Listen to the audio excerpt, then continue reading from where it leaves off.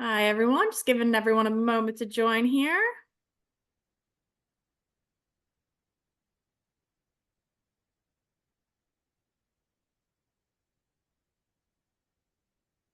All right. I think we have I'm sure people will be trickling in as we get started. But with that, we'll go ahead and kick things off. Good afternoon, everyone. Thank you for joining us. We're excited to have you here for our webinar, AI and Senior Living, Going Beyond the Buzz. My name is Lauren Langer, and I'll be your host of today's webinar. Before we dive in, I'm honored to introduce our presenter, Ann Balduzzi. Ann is a recognized AI expert and one of the DC region's top women in tech. With an extensive experience in optimizing operational efficiency and mitigating risks with the AI, she's held key roles with industry giants like Apple and AOL. Ann is also the founder of an award-winning AI enablement platform named SameGrain, and she holds a patent on data match analysis. Today, Ann will be taking us beyond the buzz and into the practical, real-world application that can benefit your organization. A few housekeeping notes before we get started. Please keep your microphones on mute throughout the presentation to avoid any background noise. If you have any questions during the presentation, please use the Zoom chat to submit them directly to me, and I'll be collecting those questions. And at the end of our webinar, I will read them out to Ann, and she'll answer them to the best of her ability. Without further ado, I'm pleased to hand things over to Ann Balduzzi. Great. Thank you for having me. It's great to be here. I have actually been talking about the future of AI for the last 20 years. So it's nice to finally talk about it in the present day sense. But because we are dealing with the present day of AI, I do have to point out that AI is growing exponentially. In other words, it is changing and shifting in so many different ways every day. So a lot of the information you're going to hear about today may soon actually be out of date. So that's my sort of warning and disclaimer in case anybody's catching this information a little later. Also, I want to make sure that everybody is aware of the fact that AI is an enormously transformative point in our history. It's not just transformative for businesses, but it's also transformative for humanity as a whole. In fact, it's going to be more transformative than the invention of electricity, the industrial revolution, or even the introduction of the internet. And it's going to be unlocking unprecedented potential for all kinds of different innovation and productivity. And also it is growing exponentially, as I just mentioned. So to kind of help you wrap your mind around what exponential growth looks like, I always like to kind of start out with this exercise. And that is, imagine from where you are sitting right now in your chair, imagine 30 steps in any direction around you. You can probably pretty easily imagine that. You know, it might take you to the other side of the room or maybe into a hallway or the next room, but that's probably something that your mind can easily grasp. But now I want you to take it a step further and try to imagine 30 exponential steps. Now, you might think, okay, well, that's just going to take me to the other side of town, or that's going to take me to the other side of my city or state, maybe even the other side of the country. But if you're really counting exponential steps, it's going to take you almost to the moon. So that's what exponential growth looks like. And that's the kind of growth curve that we are currently on right now with AI. So it's going to be a rocky ride. There's going to be a lot of shifts and changes. And it's one of those technologies that may actually be the last technology created by humans. But it's important to understand that this did not happen overnight. Well, a lot of you all may have just recently started to learn and hear about AI over the last year or two. This has actually been growing over the past 70 years. In fact, we're in a phase of AI right now that's still the early stages of it, even despite that those many decades of growth. The phase of AI that we are in right now is referred to as artificial narrow intelligence. And this is a narrow applications of AI that are used in all different kinds of use cases. Now, there's an expert in this space. His name is Ray Kurzweil. And he actually has been pretty good at predicting the evolution of AI. And he's predicting that we will be at the next stage of AI, which is referred to as artificial general intelligence, or AGI. That's going to be happening maybe sometime before the end of this decade, or maybe in the next decade.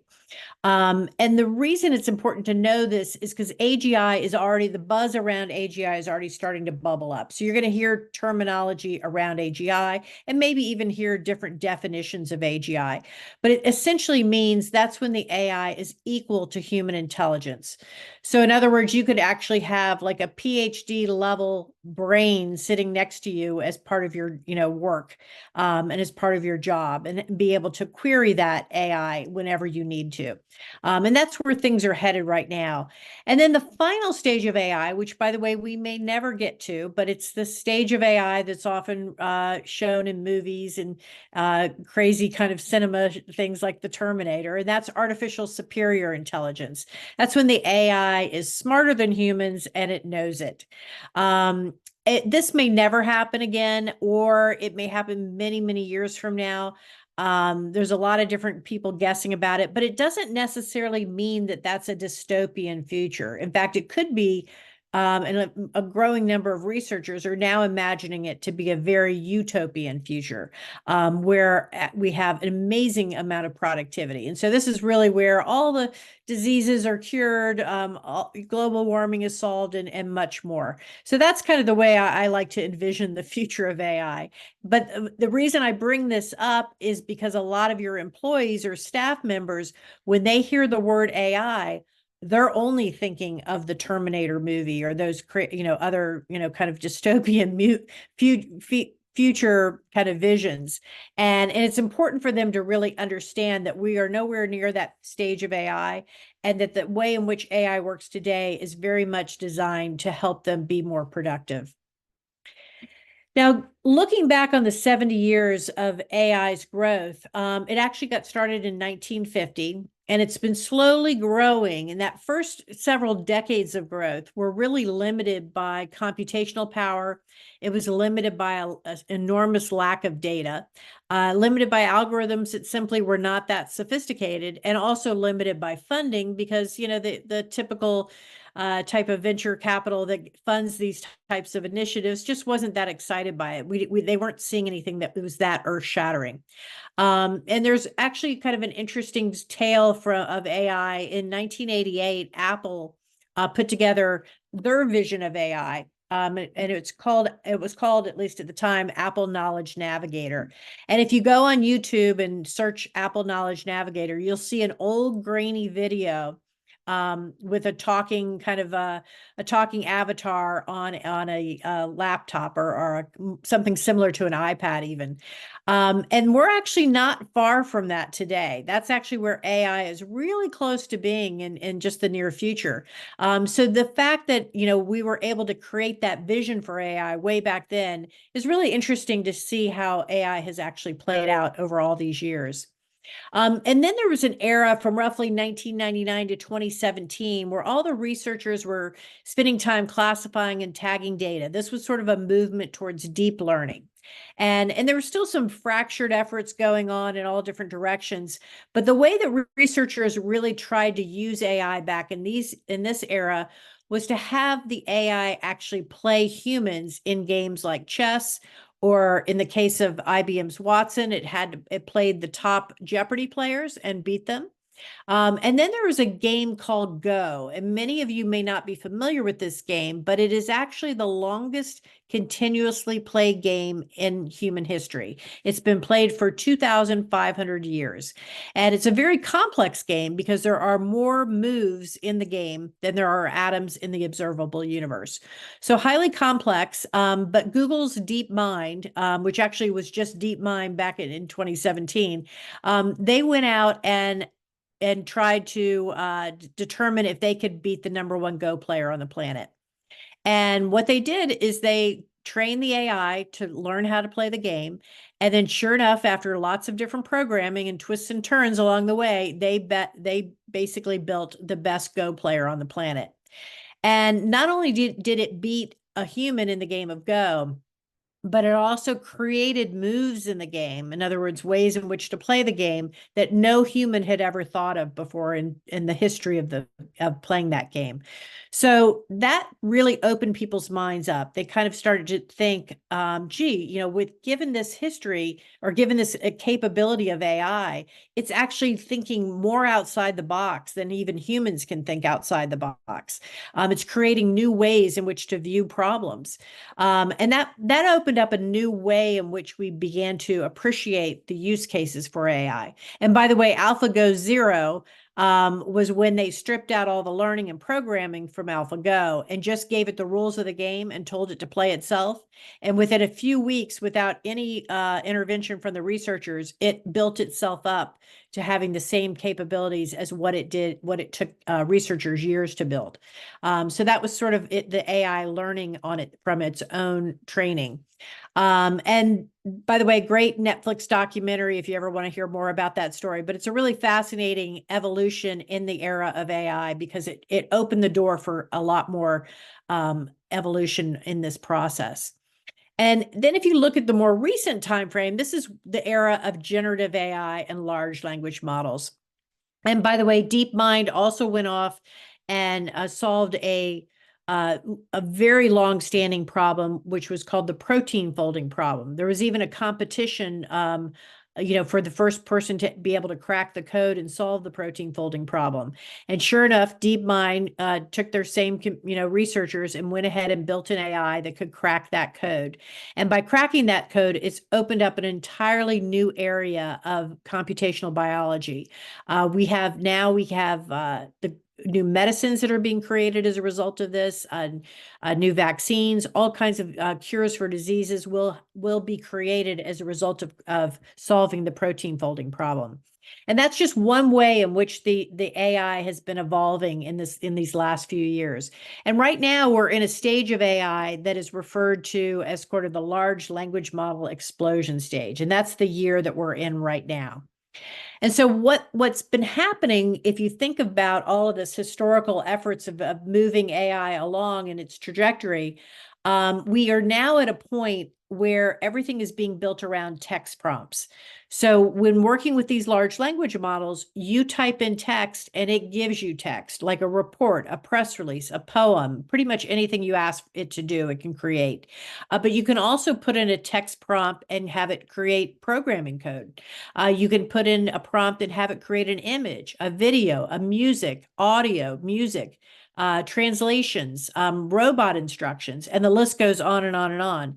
But now it's taken an even bigger turn, and it's not just text. In other words, you're able now to talk to these to these large language models and pretty much produce the exact same results. Just you don't have to type it in, you can just talk it.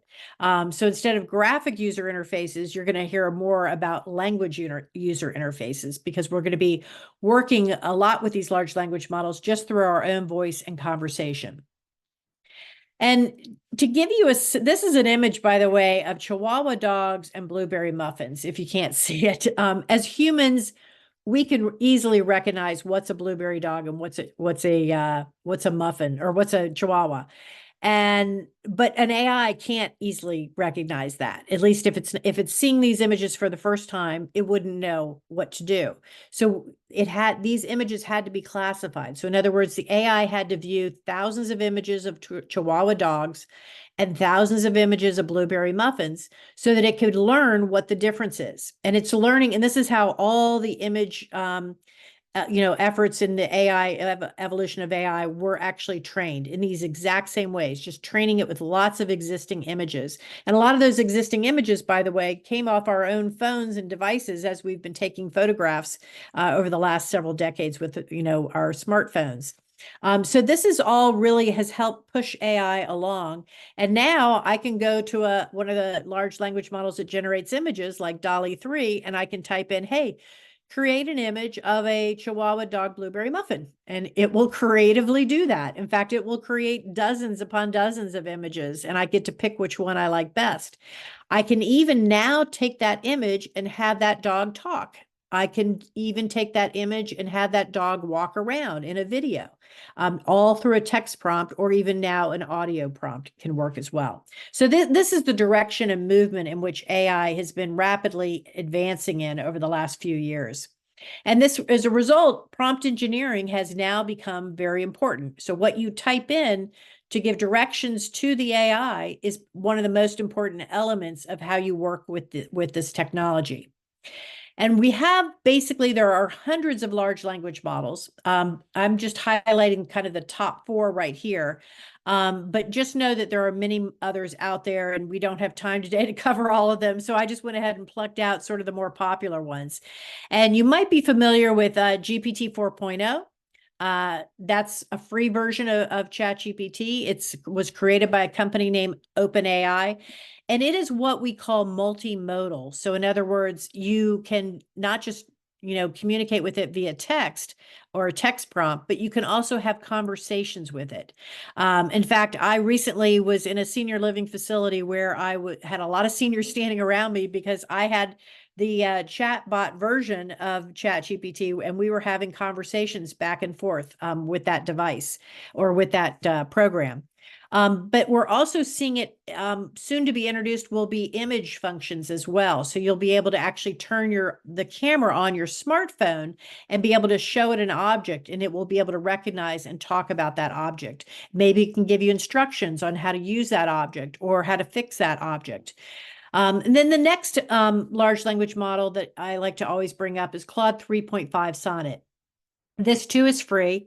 It was created by a company named Anthropic, and it's a very collaborative work environment. It has something called artifacts. It just makes it kind of, when it allows you to engage back and forth. I think even teams of people can actually work with it. And this is particularly good at coding. It can also help transcribe text from imperfect images, which has been really useful for retail, logistics, financial services. But one way that would differentiate OpenAI's ChatGPT from Anthropic's Claude 3.5 is that OpenAI has access to the latest information on the internet. Anthropic, it does not. It only goes up to a certain date. So if you're asking it for information that's relative to recent news, it may not be able to capture that. However, it does otherwise outperform GPT-4 in other ways. And then the next one is by Google, and that's called Gemini 1.5. This too is multimodal, or it's growing in its multimodal capabilities. Those are some new things that have just been announced in the last week or two. And but what's more unique about Gemini 1.5 is it has a 1 million token context window. Now, what I mean by that, the context window is the window in which you type in your prompt or speak your prompt. And when something has a 1 million token context window, that means you can upload into that window as part of your prompt. You can put in an hour-long video. You could put in 11 hours of audio, or you could put in 700,000 words. So that's roughly 3/4 of the entire Harry Potter series. So imagine having a prompt that is that incredibly large, that is part of your query, part of the way in which you are working with these large language models. And so you're giving it an enormous amount of information as part of your prompt in which to work off of. And that's actually creating new and unique use cases for how these large language models can actually be used. And then finally, I want to mention Meta. And for those of you unfamiliar with the word Meta, they're the owners of Facebook and Instagram. But they also have created something called Llama 3.1, which is also a large language model. It competes pretty well against these other 3 that I mentioned. But what's unique about Llama 3.1 is that it's open source. And what that means is that you can unlock it and actually customize it for your own use cases. And this is creating another wide open area for people and businesses to actually work with these large language models and customize them for their own use cases. So a very, very exciting time period in this space. And just to give you a sense of how any one of these large language models grows, I'm just showing ChatGPT because that's the one people kind of more readily understand, but it's growing in its intelligence. So it started out, say, 2019, 2020, it went from like a preschooler to an adolescent knowledge level, and now then a high school to college kind of knowledge level, and this varies by subject matter. But for the most part, we're now dealing with pretty sophisticated large language models in this era. And what's expected to come next is the extreme pro version. Some people refer to it as GPT-5, and that's expected to have PhD level intelligence. And so imagine this is sort of the growth curve of where these are going. And I anticipate we'll probably see ChatGPT-5 either later this year or sometime next year. That's how quickly these things are changing. And they're also changing on the devices near you. So you may currently have Microsoft Copilot. If you've adapted that into your organization, that's a great tool. And Apple is planning to introduce their version of Copilot, or sort of their Apple Intelligence, should be rolling out later this fall. Or perhaps early next year. And more devices, more and more software programs are going to be incorporating AI into their solutions. So you'll start to see this in a lot of different vendor applications where they'll be drawing in their own kind of AI solutions into those tools. And what this is going to do at the end of the day is going to increase everyone's productivity. So everything from writing proposals, letters, reports, conducting market research, doing any kind of data analysis. You might be needing it to help review a contract or a budget. It can handle objections during a negotiation. It can recap meetings. In fact, recapping meetings is a tool that's already been built into a lot of the everyday kind of meeting platforms. But it can also brainstorm new ideas. And the only reason I mentioned that story about AlphaGo and AlphaGo Zero is because it really showed how the AI is thinking outside the box. And so it's a great partner when you're looking to think of new ideas or solve problems. It can provide perhaps solutions to you that you might not otherwise have thought of. And then marketing, PR, social media, lots of advancements have occurred in this space. I'll talk a little bit more about them in a minute, but this is really changing the game for professionals in that part of business. And then, of course, any repetitive task and more things are unfolding every day. So I want to just cover some general business AI use cases, and then I'm going to talk about some more senior living specific use cases. Customer service, this is one that you're going to start probably running into more and more just in your everyday lives. And that is businesses that are incorporating AI agents or chatbots to handle customer inquiries. And this can be customized in all different kinds of directions for any different kind of audience. It's even able to speak in multiple languages or dialects. And it's allowing companies to speed up their response time and free up their staff to handle more complex issues. Or for companies that are less comfortable putting that AI directly in front of the customer or that potential prospect, they can, or that resident or that resident's family, they can also use it just with the staff. And then that staff can then respond to those inquiries in a faster way, and also can respond consistently. Because a lot of times, you don't get consistent responses when you're talking to different people in an organization. But by using this AI sort of, chatbot, it allows those response times to be faster and those responses to be more consistent.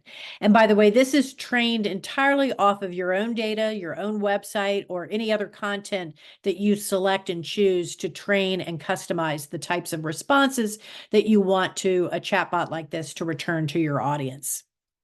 And then there's human resources, and this is great for onboarding and training. And if you have a facility or an organization with a lot of turnover, it's a great way of using AI to really help train people whatever training is needed to learn that's relevant to their specific job role. And that creates consistent training over time. And also you can use that chatbot that I mentioned earlier. That can also be like a virtual assistant just to your staff. It can answer questions about paid time off or safety rules or regulations that they should follow. And so again, this helps to keep the information consistent, especially when onboarding new hires. It can also be used for performance issues. You can actually help analyze staff performance, gathering the data there. The AI can identify any trends. It can also provide actionable insights to managers so that they're actually helping build more accurate performance goals and also identifying areas for improvement as well. And then there's, in the area of sales or forms, you can draft outreach messages that are very personalized to potential residents or tailored to meet the specific needs of a family member or other recipient. You can also have checklists generated so that you are asking the right questions to make sure that you're assessing whether that person is actually a potential prospect and they meet the criteria for becoming a resident potentially. And then other things like intake forms, incident reports, anything that is currently a process that might be mired in a lot of paperwork or mired in just a workflow that doesn't really flow. And what this does is it helps to reduce errors and it helps to save time ultimately in the end of the day, making your staff far more productive. And then talking a little further about marketing and PR, these tools, these AI tools are allowing marketers to more easily target specific audiences with specific messages. So it's a very personalized approach to marketing that doesn't take any additional time. And then when it comes to your website, in the past, you might have hired an SEO expert to help with search engine optimization. Well, now that's something that an AI tool can do for you. It can actually simply send it the link to your website, have it review your website and tell you where you can improve it. And that's a great way of having it actually improve any of your materials within your organization. And then there's images and video. This used to be very costly. You oftentimes marketing people had to buy images or buy videos that they would use in their websites or newsletters. Well, those days are over because you can use any one of these free AI tools and actually create a number of royalty-free images. In fact, all of the images created in this presentation today were all designed by AI. But better yet, you can even create videos. In fact, the ability to create a commercial style video is right at your fingertips. And that's really helps people communicate their messages in new and different ways. Now, when we dial down to more specific use cases for senior living, we've got remote patient monitoring. And yeah. this is Adam. Do you mind if I jump in for 1 Sure, second? go ahead. Well, first of all, good afternoon to everybody here. I know many of the folks on the phone. If you don't know me, my name's Adam Marker. I serve as the managing director of the Health and Human Services practice at Hartman. We primarily focus on this space, senior living. So I just wanted to mention a couple things as I've traversed in conferences and speaking, that type of thing, that I think just add some context for what Ann is saying. A couple things a couple trends that I just want to highlight here. One is that healthcare and hospitality have really come together more over the last several years and will continue to be that way.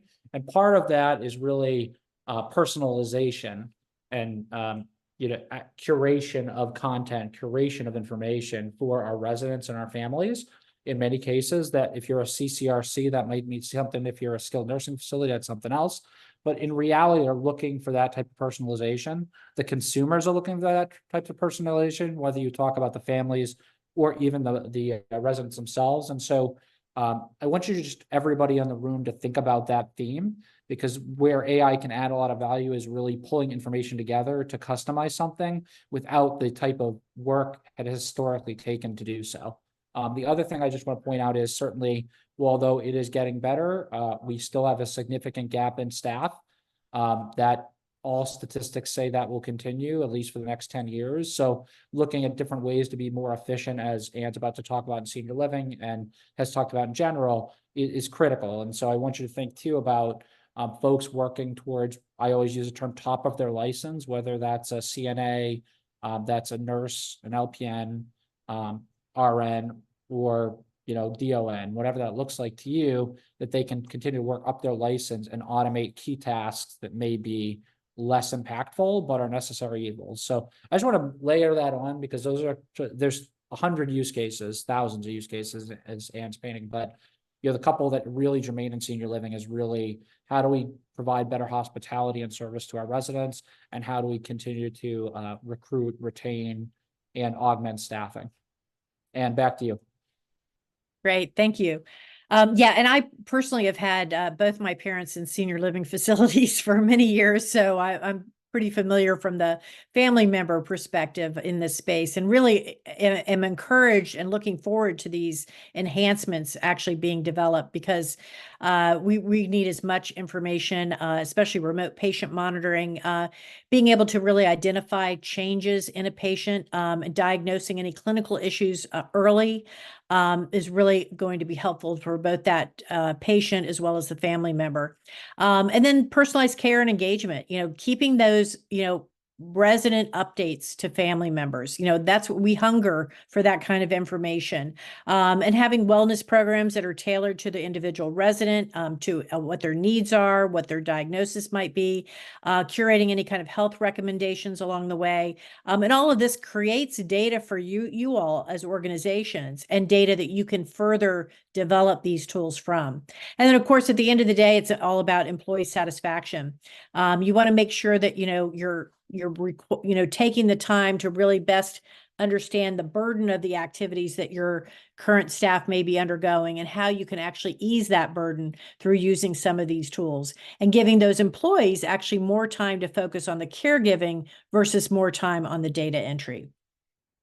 Now, with all the good side and positive side, and by the way, we don't have time to go through all the other positive sides of AI use cases, I do have to pause and mention the downfalls and dangers. And one of those downfalls is something called hallucinations. And if you're not familiar with this term, it's basically a term that AI people use to simply say the AI is making stuff up.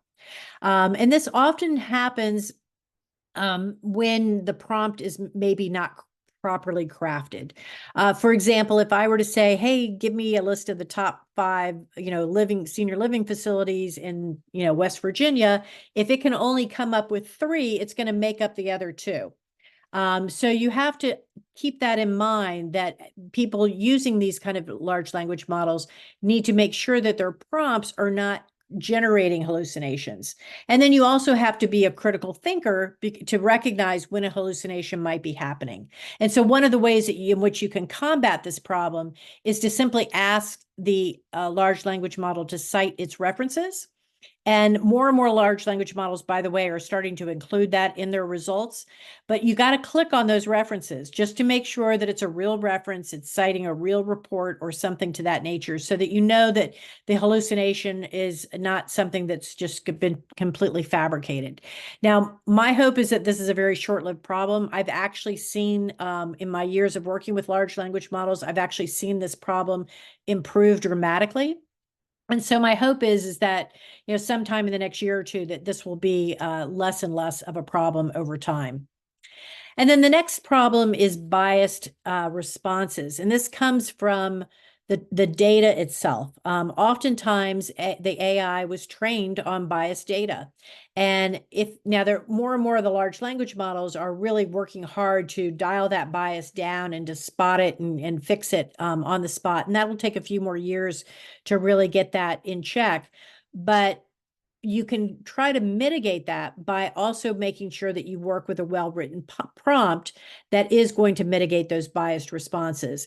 Also, working with a diverse team of people that are working on your AI solutions can also help to spot that bias and reduce it at the same time.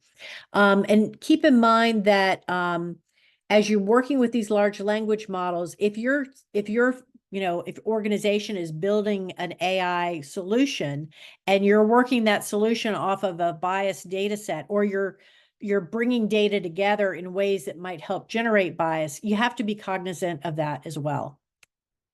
And then there's something called black box thinking. And this is frankly a problem that has existed since really the beginning of these large language models.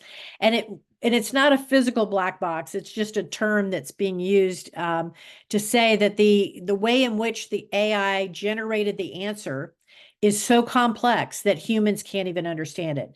So in other words, we have tried to peel back the onion on how it came up with that response. And the programming and the algorithms are so highly complex that the humans cannot truly understand how it generated the answer that it generated. Now, researchers are looking for better ways to maybe even use AI to help humans understand how the answer was generated. But for right now, we're having to kind of trust it. So again, you've got to use your critical thinking skills when you use these tools to make sure they actually are giving you real results, and results that frankly make sense. Now we come to the deep fakes and scams. And this is something that it's important for you all to be aware of, because unfortunately, just as the AI is helping good people create all kinds of great solutions, it's also helping bad actors create unfortunate, solutions or content that really shouldn't be out there. And sometimes it can be used for fun, but it's being used more for ill. Just to give you an example of how easy it is to build these kind of fakes, I created a fake. By the way, I have never won an Olympic gold medal. I have never been in the Olympics, but here you hear me right here. I'm so excited to be an Olympic gold medalist. I really want to thank all of my supporters. Now that's not me. That is a picture of me that got interlaid on the face of an actual Olympic gold medalist. And it actually and I did this in less than 2 or 3 minutes. And then I put my own voice into that moving image. So this is something that is really easy and increasingly easier to do. If I had spent, now you could probably look at that and go, yeah, that kind of looked fake. But if I had actually spent a little bit of money and maybe 30 minutes to an hour, I could have created an almost you would have looked exactly like me speaking to you right now. And you would not have been able to tell the difference. So that's how good these tools have gotten. And as a result of that, it's creating scam opportunities. And those opportunities are for somebody to sound exactly like your boss or exactly like somebody else, and it's not them. And they're going to be calling you on your phone or emailing you, and you're not going to know how to tell the difference.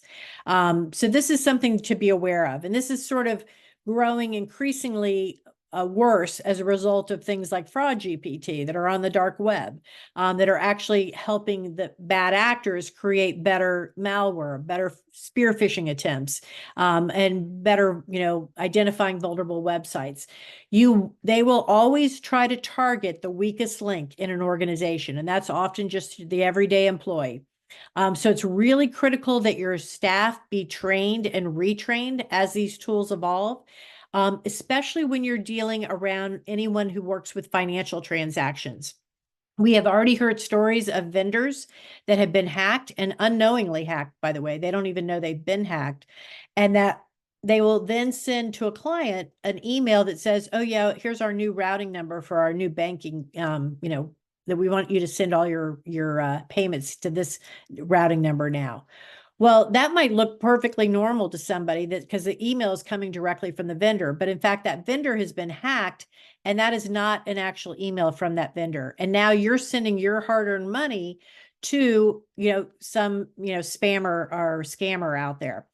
And this is also happening not just with emails, but with phone calls, because it only takes a few seconds of capturing someone's voice to actually mimic their voice via AI and mimic their phone number and have them call you and say, oh yeah, we need you to, wire funds to XYZ. And this is going to be happening more and more. So it's important that you actually pick up the phone, call the vendor, talk to your boss, and make sure that that truly was that person calling you and asking you to make that move. I'm also, just as a public service announcement for people with family members, I'm recommending that you leave your phones and your Alexa devices or whatever's in your house and walk as far to the corner of your backyard without any electronics near you, and come up with a family passcode or passphrase. And whatever that word is, or phrase, that never talk about it in front of an electronic device or in front of your phones. Never text it to other family members. That is your secret word, and you have to memorize it in that moment. And that way, when you get an urgent call from a family member saying they've been in, some horrible crisis and they need you to wire funds to them, you can pretty easily tell if they don't know the passcode that that's a scam. You can also pick up your phone and call them and try to make sure that that person really didn't just experience that. So that's the kind of thing that unfortunately, these frauders being able to take a family member's voice are going to be able to do more and more of. And then the next stage of kind of harm in the AI space is frankly bad data. And this is when your own bad data is going to hurt you more than it's going to help you. Because if you've got, strong data that's actually, created, that's consistently created, it's not biased, it's properly tagged, then you actually have reliable data that's usable. But if you don't have these things in place, and maybe your organization just hasn't been really well trained on good data hygiene habits, then you might be sitting on a pile of data that's not that reliable or usable. So you want to create these procedures really early and often to get that data as fine-tuned as possible from this point forward, so that you'll be able to take advantage of these AI tools as they grow. And also be very cautious. In fact, this is like my number one priority that I'm telling people. You may right now have employees within your midst that are uploading sensitive data to these random large language models. That is putting your information kind of up there for everybody to see in a way. These large language models are very hungry for data. So if it's fed data, it's going to learn from that data, and it may oftentimes reuse that knowledge from what it's learned and provide it to even a potential competitor. So you have to make sure that your employees are not uploading that sensitive data. You also have to make sure that this is built into some kind of policy. And we'll talk more about that in a minute. But this is sort of a direction that, directional change in which you have to get very organized within your organizations to make sure employees know how important this is. So the best defense is a strong offense. And one of the recommendations that I like to make is go ahead and conduct an AI assessment. This is going to really let you know where your organization sits today and what opportunities you have ahead of you for using AI. So you want to make, do a security assessment, how sensitive is the information and the data you're currently handling? How up to date is your cybersecurity training? My guess is it doesn't include the fact that somebody may be, sounding exactly like your boss on the phone and asking you to do something. Some of these things are very new in the AI space, and frankly, the training hasn't evolved to incorporate them. You also want to, do a really in-depth data assessment, looking at the quality of the data, where is it stored, how is it currently being used. You also want to analyze the vendors that you are using, particularly the software vendors, because they too may be integrating these AI tools into their solutions, and you may not understand or know whether or not your data that you're working with that vendor is actually protected. And by the way, there are protected ways of using large language models with your data. It's just that there's lots of different kind of avenues to work through to make sure that it is protected. And then you want to conduct an opportunity analysis. And that's looking at sort of the opportunities for individuals to benefit from AI, from a department to benefit from it, and then any company-wide initiatives that you might be able to get off the ground that align with the company's goals, and also at the same time are boosting productivity. And at the end of the day, what you really want to have is sort of a matrix of options, sort of like an XY axis where you've got sort of your top potential AI use cases in the top right quadrant. And that's going to be those use cases that are going to, kind of be the easiest to implement maybe, or the ones that are going to give you the biggest, results for the effort involved behind it. And there's all different ways of measuring this, but that's part of the whole AI assessment. And then as part of that kind of exercise, you also want to manage all the risks that might come along with implementing many of these innovations. And so that's why we also recommend creating sort of an AI governance model. And this is just simply to align with your principles, to make sure you're being fair and transparent and accountable with, with regards to all the AI initiatives. I'd like to suggest that people set up an oversight committee internally.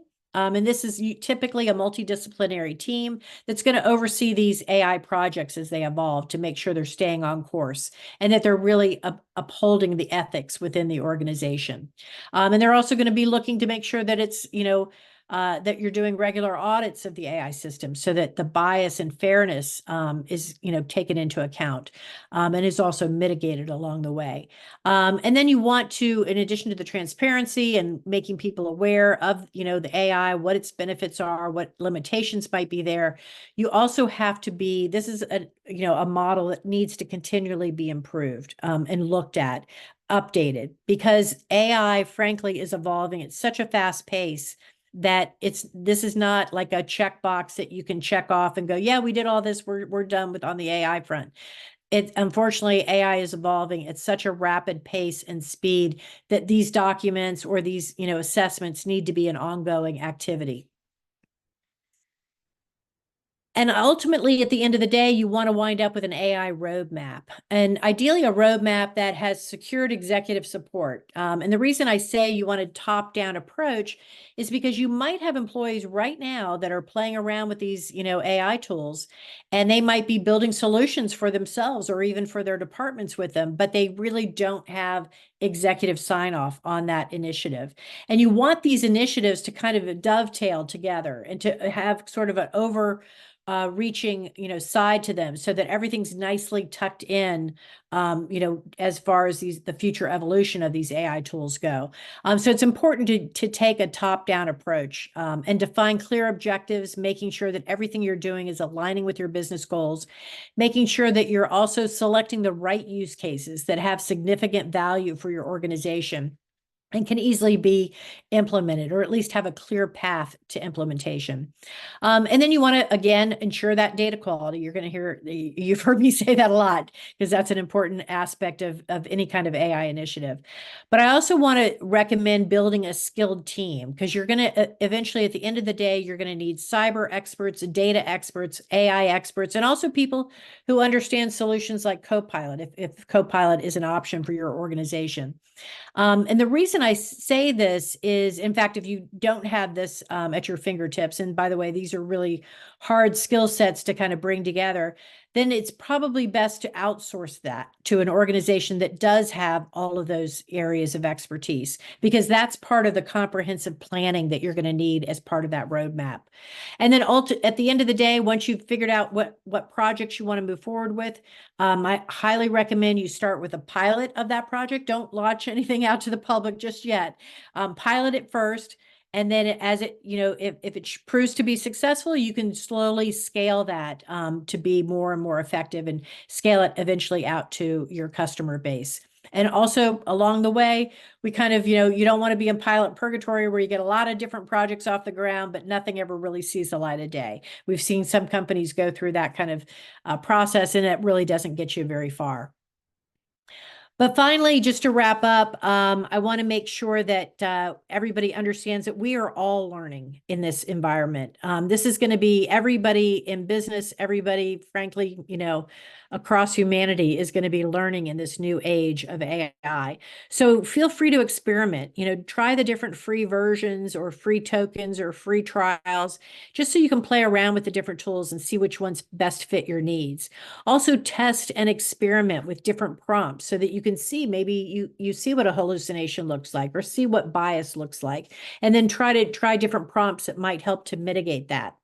And then over time, you will grow expertise in these areas, and you will also be increasing your productivity along the way. But we're also suggesting everybody share what they learn, because frankly, when you're dealing with an organization, you don't want to have people just learning in silos. You want to make sure that you're either having lunch and learns or other activities in which people can share what they've discovered, what they've learned, what works best for their department or organization. And that's going to allow your whole organization as a whole to evolve through this new period of time. With that said, we'll go ahead and open it up to some Q&A. All right. Wonderful. Well, thank you so much, Anne. As a reminder to everyone, please use the chat to submit any Q&A questions directly to me. But with that being said, we'll get started with a few that we have here. First question for you, Anne, is, are you seeing any application of AI in social robots that can interact directly with seniors? Yes. In fact, certain countries have actually taken the reins on this. Japan, frankly, has been using this for some time. But right now, if you have the OpenAI app on your phone, and I just recently tested this, by the way, in a senior living facility. I have the chat feature open on my device, and I was having conversations with the AI. The members, the residents in the facility that had a little bit of dementia, they did not know that they were not talking to a human, and they were actually very engaged with these devices, and having and the conversations with these chatbots are extremely fluid right now. And they used to have delays, and it kind of was a little awkward, but that fluidity has improved dramatically in recent times. And so I'm anticipating there will be a greater number of these robot type solutions, or even chatbot solutions, in which the elderly can, sort of engage with and maybe help with some of the loneliness factors, but also help in, getting answers to questions that they may have. The kinds of questions that were being asked around the device that I had at the time that people were conversing with, they were asking, about their meal and how much, protein or how much, vitamin C that they just had. They were also asking about medications that they were taking and the side effects of those medications. And so these are sort of just general questions that most of these AI models can easily answer. And just to add a couple of use cases that I found interesting. One is, as you all think about or already working through your home care, home and community care based strategies, like think about this, because there's a lot of ways that you can use a device like that internal at home to be able to either collect or display or provide data to residents, or patient or resident education, whatever that looks like. So I think that's really important to think about. The other one is video translation. I know many folks spend a good amount of money on translation relative to different languages and such. AI can play a really great example as a middle person to get that information really quickly without the cost or the the complexity of adding a translator to that conversation every time. Yeah, that's a really good point. In fact, I've used that feature on a few occasions, and it works beautifully. Wonderful. All right, our next question is, how long do you believe until we have a reasonably priced robot able to do housekeeping duties? Yes. Well, now they're kind of in the tens of thousands of dollars, and they're not very well trained. The fine motor skills are kind of one of the holdbacks. Although I have seen a robot crack an egg and make eggs, so that's an improvement on that front. But yeah, they're moving in that direction. The pace of change in robotics is really fascinating to me. The robots these days, by the way, their joint movements are unlike humans move. So you can actually have them, kind of move and do in different ways. I'm actually waiting for the robot that can help lift my 90-year-old father, so I have a, particular interest in this area myself. But I anticipate probably sometime next year, you might start these actually rolling out into those kind of use cases. But I think the price coming down is just going to be a matter of time. Wonderful. Our next one here is, realistically, where are you seeing AI adoption in current living today? And I think Adam probably has also some thoughts in that area. Yeah, Adam, if you want to chime in on that. Sure. I mean, I think most organizations in senior living are really dipping their toes in, if that.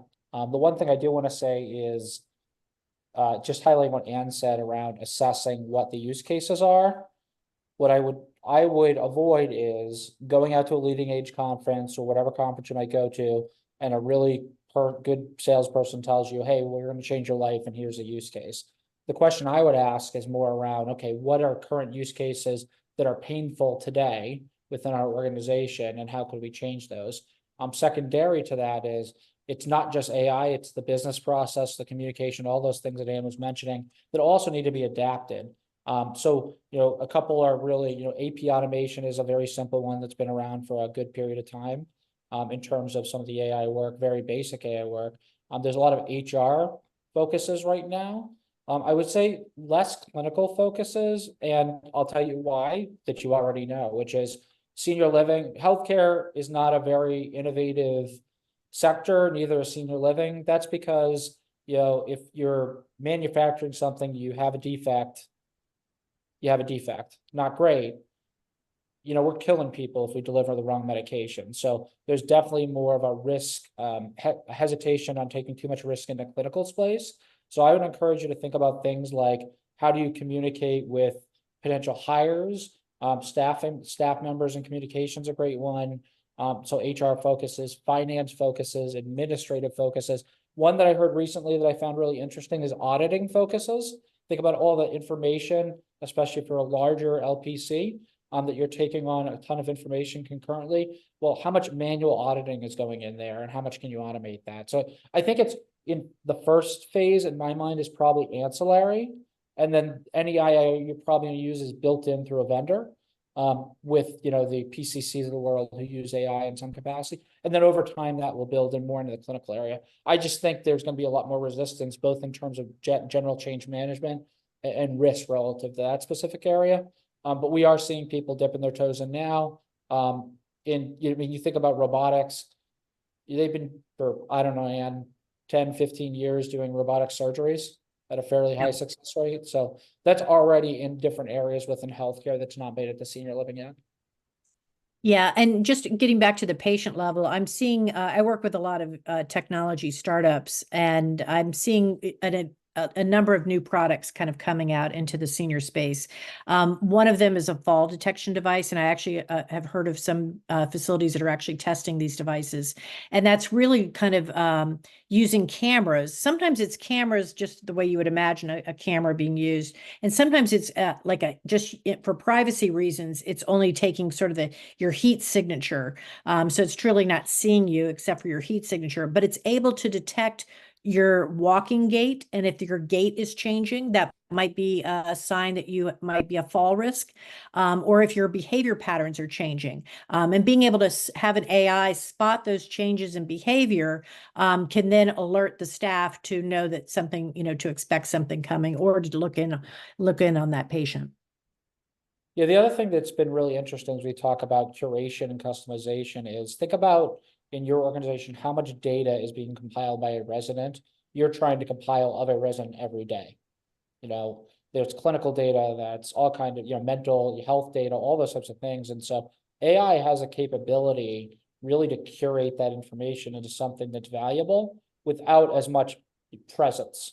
You know, today you might have a CNA going in, pick a number, 7 times a day to get different aspects of, you know, clinical data. Well, if I can get that same information without them coming in and doing it all the time, and then obviously there's a level, right? We're not going to automate that totally, but can we augment that? There's a lot of value in that, especially in a world where we can't even recruit the staff we need to do it if we wanted to. All right, I think we have time for one more question. And there's a question of, is it okay to adapt an AI policy that we find online for our organization? Are there any dangers we should be aware of? Yeah, I would not recommend doing that. And the reason I say that is because AI policies are not one size fits all. They very much need to be customized to your organization, to your policies that it might already be in place. Also, customizing it to, you know, the ethics and mission of your organization. And the kind of way in which your organization works, the kind of departments you have, the kind of, you know, people and what different activities are taking place within that department all need to be reviewed to make sure that the policy is actually hitting on every possible use case or every possible, you know, condition. And if you just take you know, cut and paste an AI policy off online, or even if you just have a large language model create one for you, it's not going to address potentially all the needs that you really need to address in those policies. Perfect. All right, well, thank you so much, Anne, for that insightful presentation, and thanks to all of you for joining today. We hope everyone found the session very valuable and sparked some new ideas on how AI can be integrated into your organization.